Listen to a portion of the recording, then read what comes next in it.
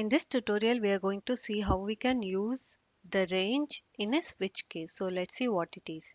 You can use the range of consecutive values in a single case level, in the sense you want to, if you want to execute a particular block of switch, if the value lies in between a range, so that can be done using this range property of switch case. So how you can do is that you can do it like this: case 1 to 5. If the value of the variable, switch variable, is between 1 to 5, then execute this statement. Otherwise, then go to the next one. So in this, white spaces are necessary. So that is 1 space dot dot dot space 5. So we should not ignore these white spaces. So hope this will be clear to you when we have a look into the program. So let's have a look there. So what we'll do, we'll declare one array, int array of some 5. I'm going to initialize it here.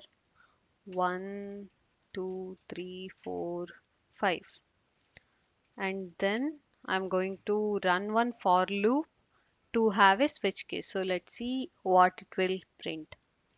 So int I is my iterator for I is equal to 0, I less than 5, I plus plus. So what we are going to do is that we are running through this array. We are checking each and every element, and if that element lies in between the range of something, then we are going to execute some set of statements. So let's see what we can do.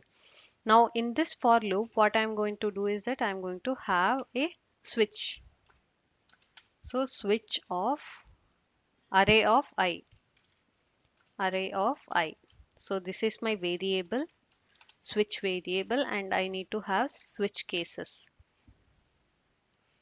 I can have it like case 1, 2, 3. If the value of this array variable, that is, if the value of this variable or the array value is between 1 to 3, then print this cout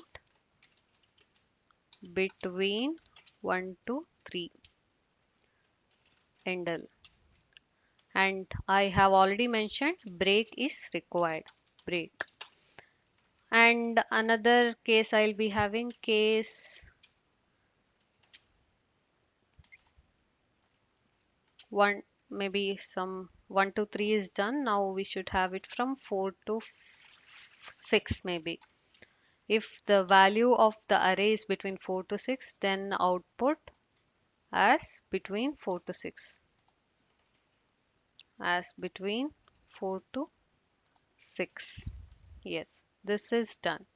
And now we will have another case, another default case we will have. If all these things doesn't hold good, then default case will be executed.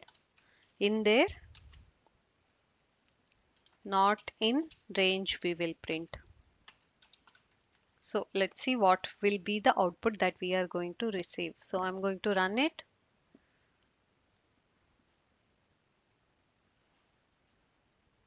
I'm going to run it now. So as you can see, there are three numbers between 1 to 3, right? So between 1 to 3, there are three prints. And between 4 to 5, there are 4 to 6, there are two numbers that are 4 and 5. So between 4 to 6 printed twice. Now we'll have one more number, say 89. So now let's see what will be the behavior of the program. As you can see here, this number is between 1 to 3, 1 to 3, 1 to 3, and this 4 is between 4 to 6, right? And then what we have 89, which is not in range. So now I have told you this white space is necessary. If you remove it, we'll be getting one compile time error. So as you can see, too many decimal points in a number. So this is not the syntax of having a range in switch. This is how it should be. I'll be saving it, compiling and running it again. So Hope this is clear to you. If you have any doubt regarding this, please do ask.